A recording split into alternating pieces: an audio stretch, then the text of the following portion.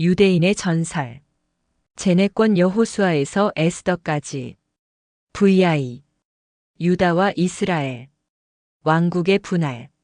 솔로몬이 죽은 직후에 유다와 이스라엘로 왕국이 분열된 것은 그 전에도 그림자가 드리워져 있었습니다.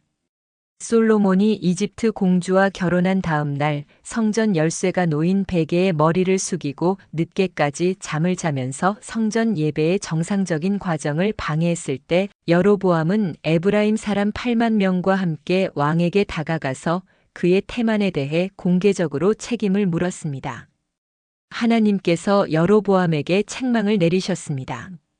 내가 이스라엘의 왕자를 꾸짖는 것은 어찌 된 일이냐? 내가 살아있는 동안 그의 통치를 맛보고 내가 그 통치의 책임을 다할 수 없음을 알게 될 것이다. 다른 경우에 여로보암과 솔로몬 사이에 충돌이 일어났습니다.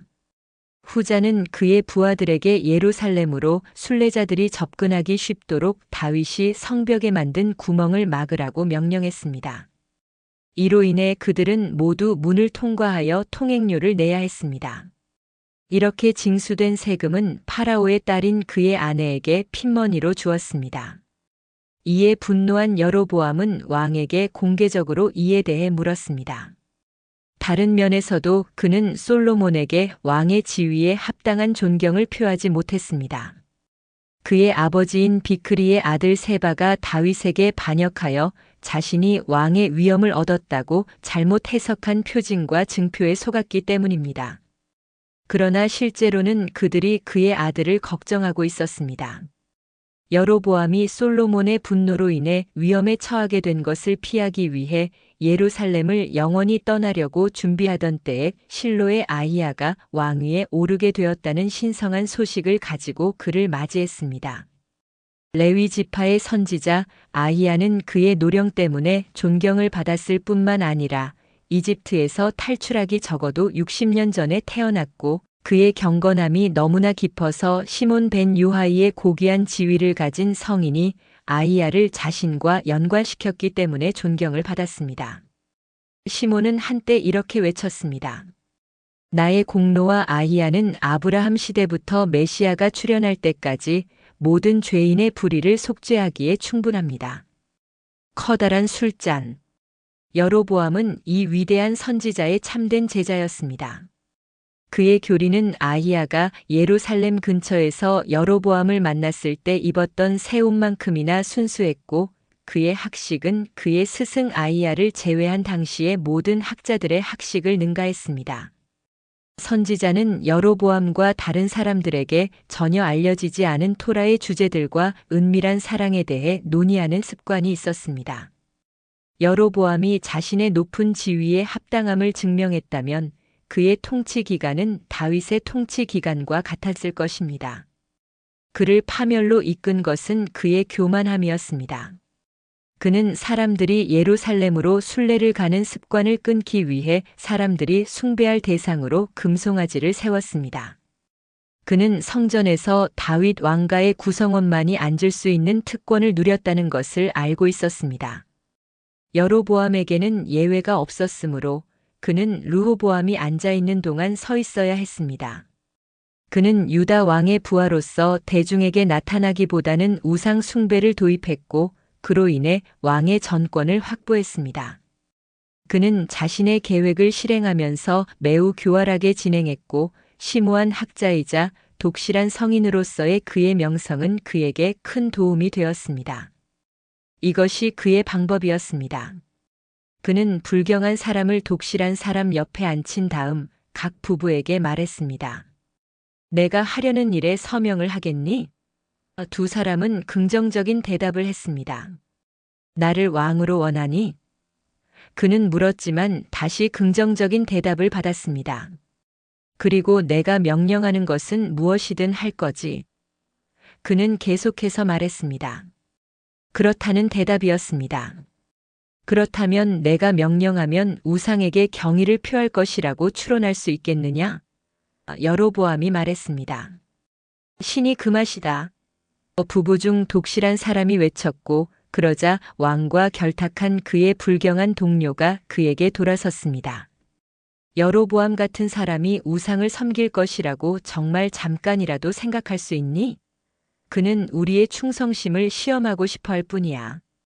이런 책략을 통해 그는 가장 경건한 자들의 서명, 심지어 예언자 아히야의 서명을 얻는 데 성공했습니다.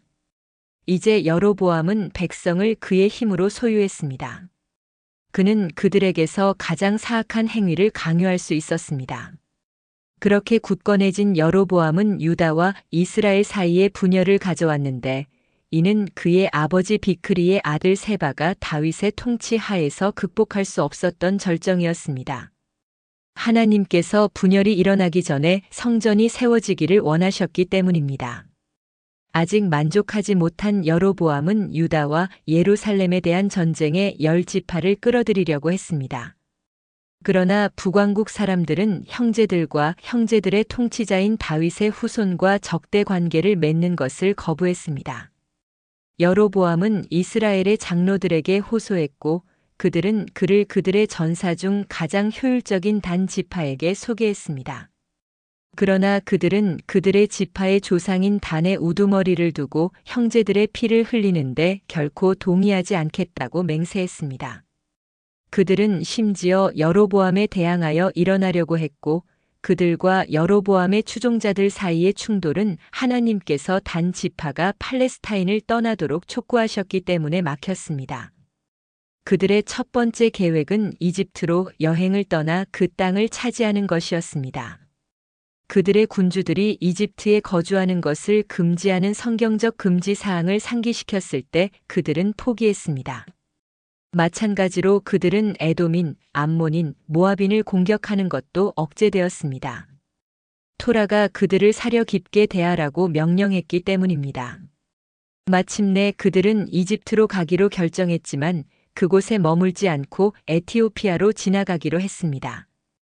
이집트인들은 단 지파를 매우 두려워했고 가장 강인한 전사들이 그들이 지나가는 길을 점령했습니다. 에티오피아에 도착한 단 지파는 일부 주민을 죽이고 나머지 사람들에게 조공을 요구했습니다. 단 지파의 떠남으로 유다는 여로보암의 침략으로부터 해방되었지만 다른 곳에서 위험이 일어났습니다. 솔로몬의 장인인 이집트의 통치자 시삭이 예루살렘에 와서 딸의 결혼을 요구했습니다. 그는 솔로몬의 왕자와 이스라엘 사람들이 탈출할 때 이집트인에게서 빼앗아간 보물을 가져갔습니다.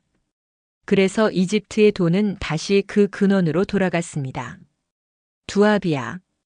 여로보암은 유다에 대한 원정 계획을 완전히 포기하지는 않았지만 아비야가 그의 아버지 르호보암을 이어 예루살렘의 왕위에 오를 때까지 실행되지 않았습니다. 유다 왕은 승리했습니다.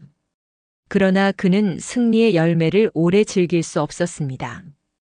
얼마 지나지 않아 그는 자신의 범죄로 인해 죽었습니다. 여로보암과의 전쟁에서 그는 지나치게 잔인했습니다. 그는 적의 시체를 훼손하도록 명령했고 부패가 시작된 후에야 매장하도록 허용했습니다. 그러한 야만성은 많은 과부가 두 번째 결혼을 하지 못하게 막았기 때문에 더욱 가증스러웠습니다. 시체를 훼손했기 때문에 신혼을 식별하는 것이 불가능했고 그래서 그들의 남편이 죽은 사람 중에 있는지 의심스러웠습니다.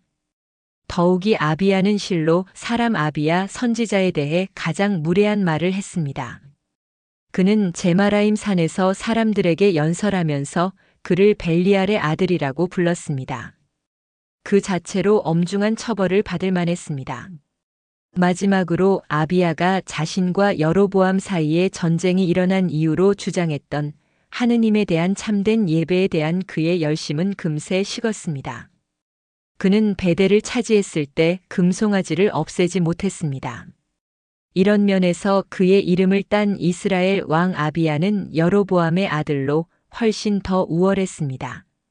그는 국경에 배치된 경비병을 제거함으로써 예루살렘 순례에 대한 사형을 선고한 아버지의 명령에 도전했습니다. 이보다 더 나아가 그는 종교적 의무를 다하기 위해 예루살렘으로 올라가려고 했습니다. 아사. 유다의 아비야의 아들 아사는 그의 아버지보다 더 합당하고 경건한 통치자였다. 그는 그의 어머니가 헌신했던 프리아푸스의 저속한 숭배를 없앴다. 그의 경건함에 대한 보상으로 하나님은 그에게 에티오피아 왕 제라에 대한 승리를 주었다. 이 승리의 결과로 그는 다시 솔로몬의 왕자와 시삭이 그의 할아버지에게서 빼앗아간 보물을 차지하게 되었는데 제라는 다시 시삭에게서 그것을 빼앗아왔다. 아사 자신은 그것들을 오래 보관하지 않았다. 이스라엘의 왕 바아사는 아람 왕 베나닷과 함께 아사를 공격했고 아사는 베나닷에게 최근에 다시 얻은 보물을 주어 달래려고 했다. 그 선지자는 그가 하나님보다 왕자들을 신뢰하는 것을 정당하게 질책했고 에티오피아와 루빔과의 갈등에서 신성한 도움이 눈에 띄었음에도 불구하고 그가 그들과 싸울 필요가 없었기 때문이다. 그의 단순한 기도에 대한 응답으로 하나님께서 적을 죽였다. 일반적으로 아사는 하나님께 대한 신뢰를 거의 보이지 않았다. 그는 오히려 자신의 기술을 신뢰했다. 따라서 그는 자신의 왕국의 학자들조차 바아사를 상대로 파견된 군대에 입대시켰다. 그는 통풍으로 고통받는 벌을 받았는데 그는 모든 사람 중에서 발에 있는 힘으로 인해 구별되었다. 게다가 하나님께서 처음에는 다윗의 집안이 이스라엘에서 배제되는 것을 단 36년으로 제한하려고 했지만 유다와 이스라엘 사이의 분열은 영구적으로 이루어졌다. 아사가 자신이 합당하다는 것을 보여주었다면 그는 이스라엘 전체를 다스릴 수 있었을 것이다. 사실 아사는 오므리 가문과 결혼을 통해 이스라엘 왕조의 안정에 기여했는데 남부 통치자 오므리가 지원한 결과 라이벌 디브니를 제압하는 데 성공했기 때문이다. 그러자 하나님께서 아사의 후손들이 오므리의 후손들과 동시에 멸망하도록 결정하셨습니다. 이 운명은 예후가 사마리아 왕 요람과의 우정과 친족 관계로 인해 유다 왕을 죽였을 때 성취되었습니다. 여호사밧과 아합, 오므리와 아사의 후계자들은 각자의 방식으로 조상들에게 합당했습니다. 아사의 아들 여호사밧은 매우 부유했습니다. 그의 아버지가 아람 통치자에게 보낸 보물은 아람 사람들이 아람 사람들의 정복자였던 암몬 사람들을 물리친 결과로 그에게 돌아갔습니다. 그의 권력은 매우 컸습니다. 그의 군대의 각 부대는 16만 명 이상의 전사를 헤아렸습니다. 그러나 그는 부유하고 강력했지만 너무 겸손해서 예언자 엘리사의 집에 가서 상의할 때 왕의 의복을 입기를 거부했습니다. 그는 백성 중 한 사람의 옷을 입고 그 앞에 나타났습니다. 학자들에 대한 배려가 거의 없었던 그의 아버지와는 달리 여호사밧은 그들에게 특별히 은혜를 베풀었습니다. 학자가 그의 앞에 나타났을 때 그는 일어나 그를 만나러 서둘러 그를 키스하고 껴안으며 랍비 랍비 라고 인사했습니다. 여호사밧은 성전의 순수성과 성화에 대해 크게 염려했습니다. 그는 누구든 더러움의 기간이 끝나지 않은 사람이 성전 산에 오르는 것을 금지하는 법령을 만든 사람이었습니다. 그는 의식적 목욕을 했지만 말입니다. 신에 대한 그의 암묵적인 신뢰는 그를 회의적인 아버지와 완전히 대조적으로 만들었습니다. 그는 인간의 이성으로는 도움이 전혀 불가능해 보였을 때 신께 의지하여 도움을 간청했습니다. 아람과의 전쟁에서 한 적이 여호사밧의 목에 칼을 겨누고 치명적인 타격을 가할 준비를 했지만 왕은 신께 도움을 간청했고 허락되었습니다. 권력과 부에 있어서 사마리아 왕 아합은 친구 여호사밧을 앞지르는데 아합은 온 세상을 다스린 소수의 왕 중 하나이기 때문입니다. 그의 영토를 인정한 왕국은 무려 252개에 달합니다. 그의 부는 너무나 방대해서 그의 140명의 자식들 각자가 여러 개의 상하군과 여름과 겨울 거주지를 소유하고 있었습니다. 하지만 아합이 유대인 왕들 사이에서 탁월한 지위를 차지하게 된 것은 그의 권력이나 부가 아니라 그의 죄악스러운 행동 때문입니다. 그에게 여로보암이 저지른 가장 중대한 범죄는 사소한 실수였습니다. 그의 명령에 따라 사마리아의 문에는 아합이 이스라엘의 하나님을 부인하다는 비문이 새겨졌습니다. 그는 아내 이세벨의 유혹을 받아 우상 숭배에 너무 열중했기 때문에 팔레스타인의 들판은 우상으로 가득했습니다. 하지만 그는 전적으로 사악하지는 않았고 몇 가지 좋은 자질을 가지고 있었습니다. 그는 학자들에게 관대한 태도를 보였고 열심히 공부한 토라에 대한 큰 경의를 보였습니다. 베나닷이 자신의 재산, 아내, 자녀를 포함한 모든 것을 요구했을 때 그는 토라를 제외한 모든 것에 대한 그의 요구에 동의했습니다. 그는 항복을 단호히 거부했습니다. 그 자신과 시리아인들 사이에 전쟁이 일어났을 때 그는 아람의 엉뚱한 짓에 너무 분노하여 스스로 전투에 나가기 위해 군마에 안장을 얹었습니다. 그의 열정은 신으로부터 보상을 받았습니다. 그는 예언자 미가야가 그에게 예언한 대로 적어도 수십만 명의 시리아인이 죽은 전투에서 눈부신 승리를 거두었습니다. 그 같은 선견자는 그에게 베나닷을 온유하게 대하지 말라고 경고했습니다. 신이 그에게 한 말씀은 이러했습니다. 내가 그를 내 손에 넘기기 위해 많은 함정과 덫을 놓아야 했다는 것을 알아라. 내가 그를 도망하게 한다면 내 목숨은 그의 목숨으로 빼앗길 것이다. 그럼에도 불구하고 아합의 비참한 종말은 그가 선지자의 경고를 무시한 데 기인하지 않는다. 그는 결국 베나아들을 해방시켰기 때문이다. 그러나 주로 그의 친척 나봇을 살해한 데 기인한다. 그는 반역죄로 그를 처형하라고 명령했는데 그렇게 함으로써 그는 나봇의 재산을 차지할 수 있었다. 그의 희생자는 경건한 사람이었고 축제 때마다 예루살렘으로 순례를 가는 습관이 있었다. 그는 위대한 가수였기 때문에 성지에 있는 그의 존재는 다른 많은 순례자들을 그곳으로 끌어들였다. 나봇이 한 번은 평소처럼 순례를 가는데 실패했다. 그때 그의 거짓 유죄 판결이 일어났는데 범법에 대한 매우 엄중한 처벌이었지만 전적으로 정당화할 수 없는 것은 아니었다. 여호사밧의 영향과 조언에 따라 아합은 자신의 범죄에 대해 회개했고 하나님께서 그에게 내리신 처벌은 그의 왕조가 이죽음으로 왕위에서 끊어지지 않을 정도로 완화되었다. 하늘의 법정에서 아합의 재판에서 고발하는 증인과 그의 변호인은 숫자와 진술에서 정확히 서로를 균형 있게 맞췄지만 나봇의 영이 나타나 아합에게 불리하게 저울을 돌렸습니다. 아합의 선지자들을 그릇되게 놓아둔 것도 나봇의 영이었습니다. 라못 길르앗에서 승리를 예언할 때 모두 똑같은 말을 사용하게 했습니다. 이 문자적인 만장일치는 여호사밧의 의심을 불러일으켰고 그로 하여금 주님의 선지자를 요청하게 했습니다. 규칙은 같은 생각이 많은 선지자에게 계시되지만 두 선지자가 같은 말로 그것을 표현하는 일은 없다는 것입니다. 여호사밧의 불신은 전쟁이라는 문제로 정당화되었습니다. 아합은 당시 일반 병사에 불과했던 나아만에 의해 기적적으로 죽임을 당했습니다.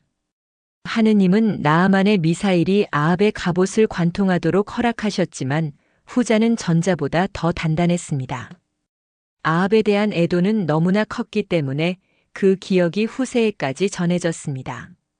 장래 행렬은 유난히 인상적이었습니다.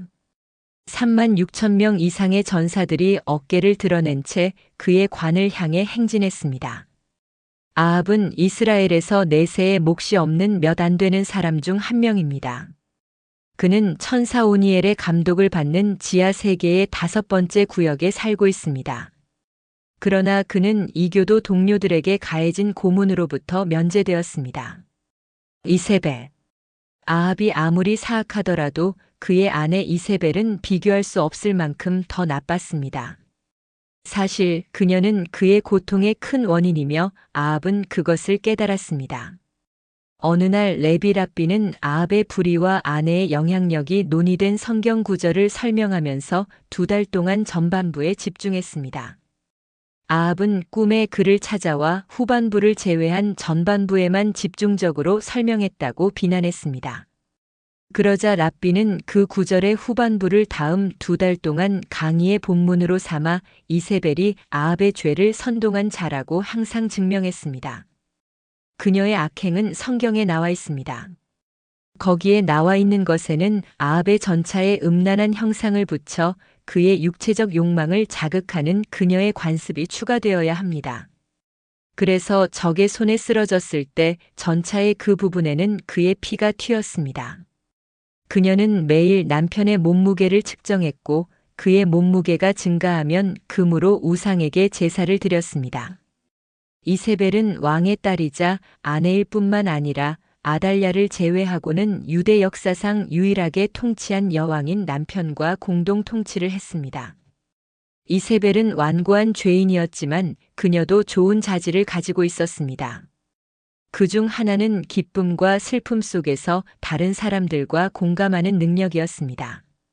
장래 행렬이 왕궁을 지날 때마다 이세벨은 내려와 애도자들의 대열에 합류했고 또한 결혼 행렬이 지나갈 때면 그녀는 신랑 신부를 기리는 즐거운 잔치에 참여했습니다. 보상으로 그녀가 이러한 선행을 행한 사지와 장기는 이스라엘 지역에서 그녀를 짓밟아 죽인 말들에 의해 그대로 남았습니다. 이스라엘의 요람.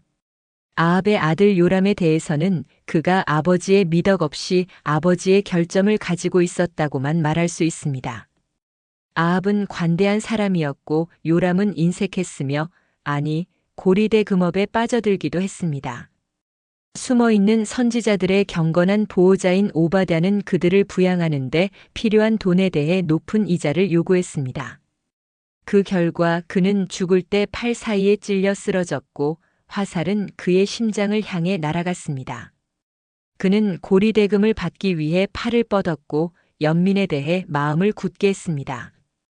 그의 통치 기간 동안 언급할 만한 사건은 단 하나, 유다와 에돔의 왕들과 동맹을 맺고 모압을 상대로 벌인 원정으로 동맹을 맺은 왕들이 훌륭한 승리를 거두면서 끝났습니다.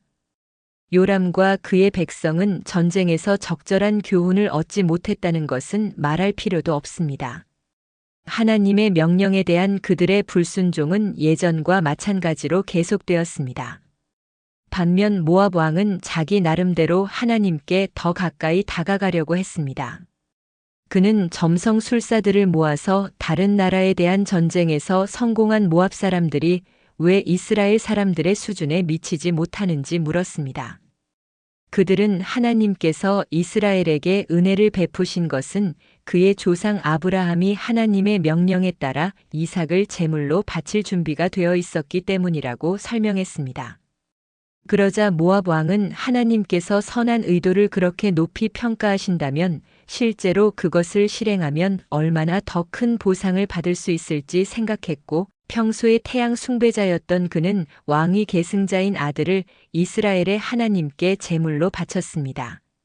하나님께서 말씀하셨습니다. 이방인들은 나를 알지 못하며 그들의 잘못은 무지에서 비롯되지만 너희 이스라엘 사람들은 나를 알면서도 나에게 반항하는구나. 7년간의 기근으로 인해 사마리아의 상황은 요람 통치 기간 대부분 동안 끔찍했습니다. 첫 해에는 집에 저장된 모든 것이 먹혔습니다. 두 번째 해에는 사람들이 밭에서 긁어 모은 것으로 스스로를 부양했습니다. 깨끗한 동물의 살로 3년 차에는 충분했습니다. 4년 차에는 고통받는 사람들이 부정한 동물을 먹었습니다. 5번째 해에는 파충류와 곤충을 먹었고 6번째 해에는 굶주림에 미쳐버린 여자들이 자기 자식을 음식으로 먹는 흉악한 일이 일어났습니다. 그러나 7번째 해에 극심한 고통이 닥쳤는데 사람들이 자기 뼈에서 살을 갉아먹으려고 했습니다. 이러한 사건에 요엘의 예언이 적용됩니다. 그는 요람 통치 기간 동안 기근이 극심했던 시대에 살았기 때문입니다. 다행히도 하나님께서는 요엘에게 이스라엘이 기근에서 어떻게 구출될 것인지 동시에 계시하셨습니다. 7년간의 기근 이후의 겨울은 아무런 도움이 되지 않았습니다. 비가 니산월 초하루까지 내리지 않았기 때문입니다. 비가 내리기 시작했을 때 선지자는 사람들에게 나가서 씨를 뿌리라 고 말했습니다. 그러나 그들은 그에게 간청했습니다. 밀 1마리나 가래 2마리나 남은 것을 저축한 사람이 식량으로 사용하지 않고 살 수 있겠느냐? 씨앗으로 사용하지 않고 죽겠느냐? 그러나 선지자는 그들에게 아니, 나가서 씨를 뿌리라고 촉구했습니다. 그리고 기적이 일어났습니다. 그들은 개미즙과 쥐굴에서 씨앗을 뿌릴 만큼 충분한 곡식을 찾았고 니산월 초하루의 땅에 뿌렸습니다. 그 달의 초하루에 비가 다시 내렸습니다. 11일 후에 곡식이 익었고 오메르의 제물은 정해진 시간인 그 달의 16날에 가져올 수 있었습니다. 시편 기자는 눈물로 씨를 뿌리는 자는 기쁨으로 거둘 것이요라고 말했을 때 이 점을 생각했습니다.